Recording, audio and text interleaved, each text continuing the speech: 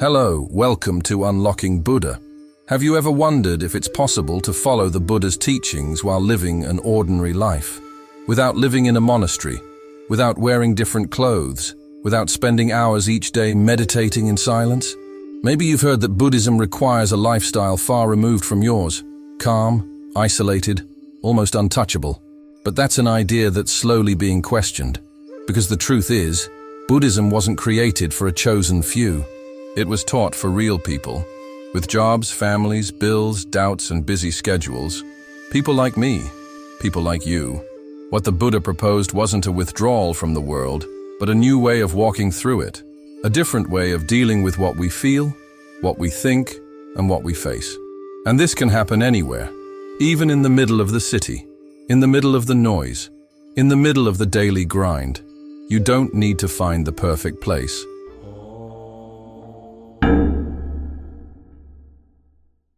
It's about learning to navigate daily challenges with a calm mind and a serene heart. It's about turning moments of frustration and rush into opportunities for practice and growth.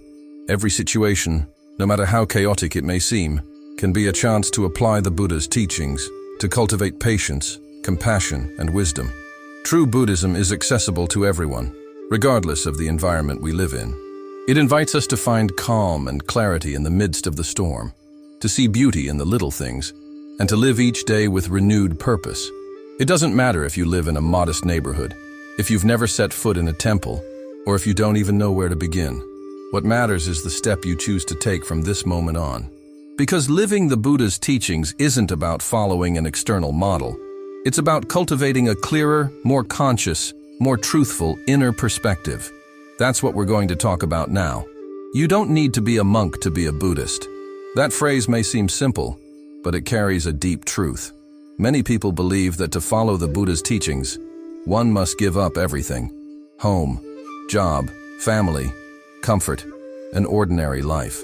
But Buddhism wasn't created only for those who live in monasteries or distant temples. It was taught for ordinary people, like you and me. You can live Buddhism exactly where you are, even living in a small town, even without a temple nearby, even with a routine full of commitments, traffic, deadlines, and chores. Buddhism doesn't require special clothing, mystical practices, or complex rituals. What it proposes is a new way of looking at life, a way of living with more presence, more balance, and less suffering. This philosophy invites us to transform every small activity of the day into an opportunity for spiritual practice.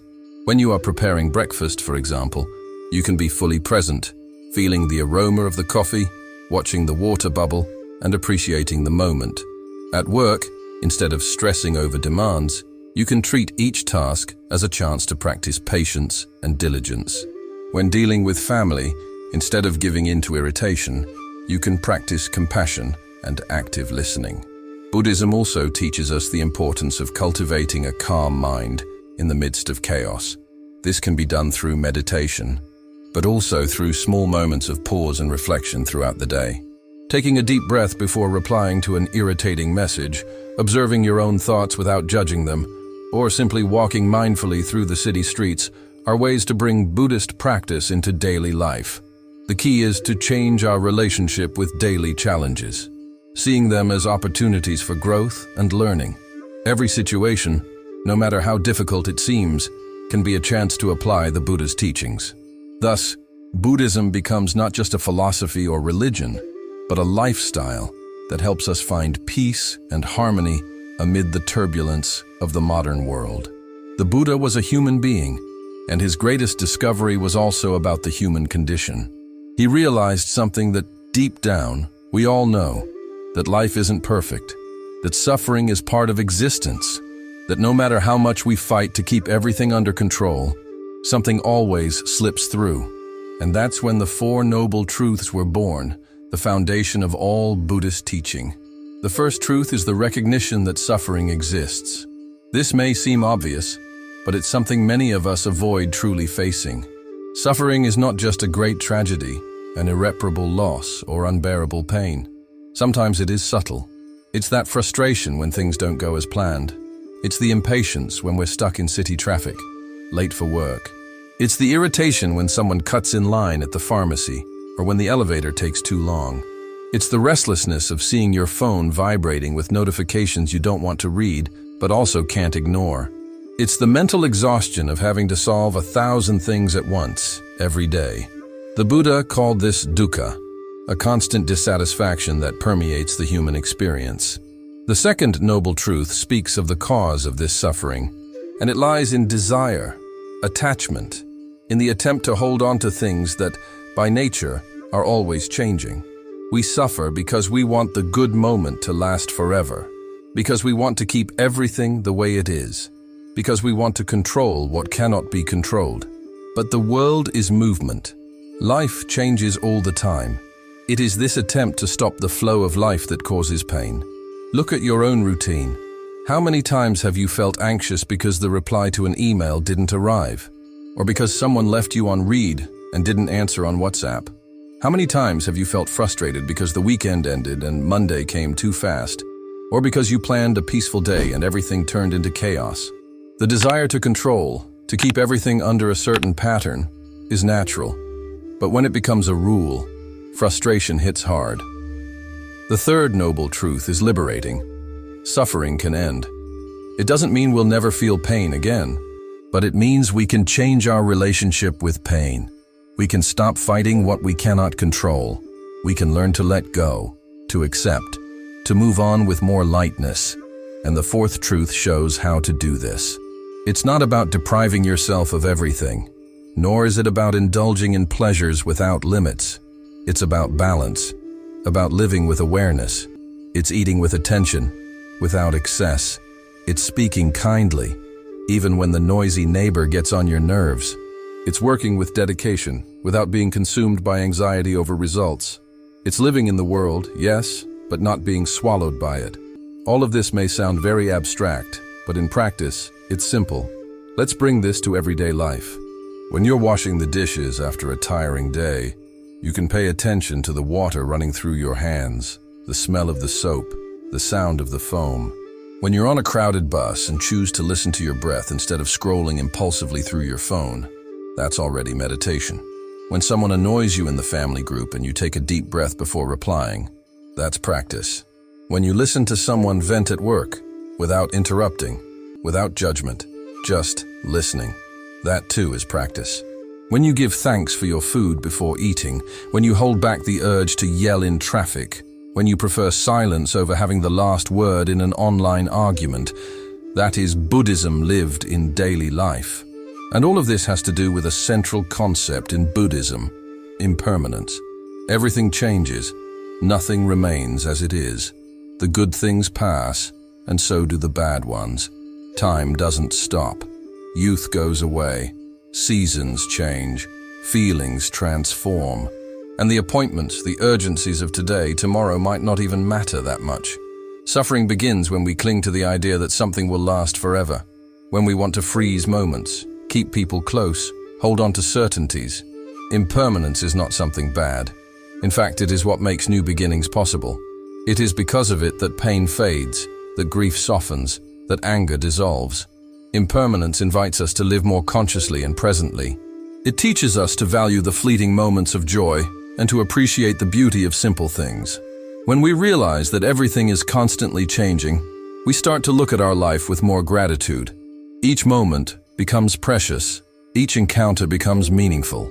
Instead of fearing change, we can embrace it as an opportunity for growth and learning. This understanding encourages us to let go of attachment and cultivate healthy detachment.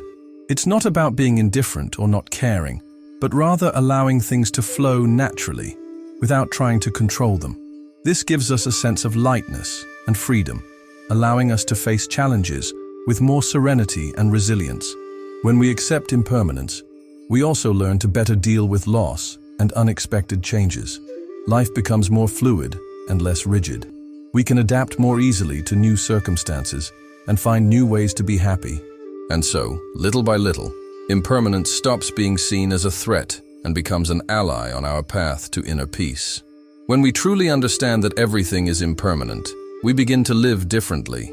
We begin to value the now more, to love with more presence, to complain less, to expect less from others, because we understand that nothing lasts, and that's why everything matters. Impermanence is not a punishment.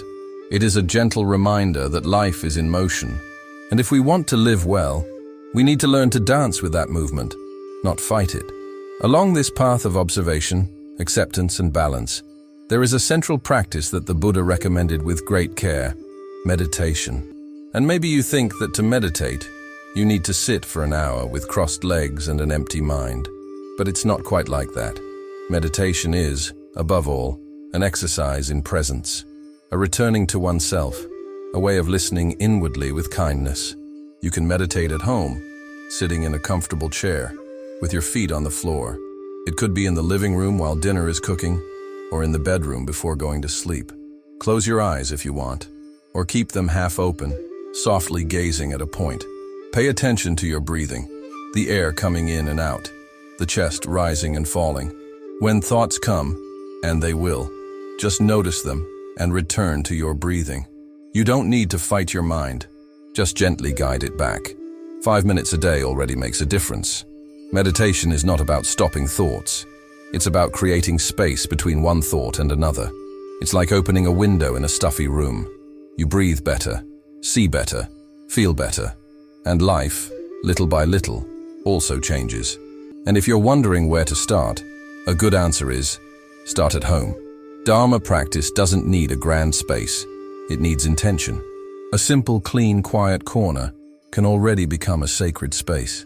It can be a little corner in your room where you place a cushion, a candle, a flower, or an image that inspires you, whether of the Buddha, of nature, or something that reminds you of the peace you want to cultivate. What matters is that this place has meaning for you, that it is a silent reminder that, even with the rush of the day, there is a space inside you where everything can calm down. You can set aside a few minutes each day in that space. It doesn't need to be much time. Sit comfortably, breathe calmly, reflect on the Buddha's teachings, read a passage from an inspiring text, or simply stay in silence, observing your mind and heart. This corner doesn't need to be solemn or untouchable. It can change over time. What's essential is that it invites you to return to yourself, that it reminds you that Dharma is not just in books or distant temples. It's in how you choose to live, think, and act every day. Practicing Dharma at home also means observing how you relate to your space, how you care for your home, your routine, the people around you. Making the bed with attention can be practice. Preparing a meal with presence can be practice. Speaking respectfully and listening patiently are also ways to live the Dharma. Even how you interact with strangers in the elevator or reply to someone in an email can be practice. Home can be your first temple, and the silence of a few minutes a day can be your first teacher. Practice begins there, in calm, in simplicity, and in the commitment to what is true. Gradually, this small daily gesture spreads throughout your entire life. You begin to realize that everything can be the path, the difficult conversation, the unexpected frustration, the moment of joy, the challenge that pushes your limits. All of that is practice. All of that is living Dharma. And all of that begins exactly where you are. In the end, living Buddhism isn't about where you live, what you wear, or how much time you spend in silence. It's about how you relate to life, to the emotions that arise, to the people around you, to the thoughts that visit you every day. It's about recognizing that suffering exists, but that it has a cause, that it can be understood, and that there is a path to overcome it. A path that is possible, accessible, and above all, human. The practice begins with small choices, in the way you treat those who cross your path, in how you deal with hurry, with anger, with exhaustion, in the care you give to your own mind, in the silence you allow to exist between one commitment and another. And if you've made it this far, maybe something inside you is already ready to take that next step. A simple yet profound step, a step inward. You don't need to be a monk. You just need to be willing to observe, to learn, and to live with more presence. If this message resonated with you, like the video, subscribe to the channel, and share it with someone who is also looking for a lighter and more mindful way to live. And remember, the path doesn't start somewhere else. It starts exactly where you are. See you in the next video. Namaste.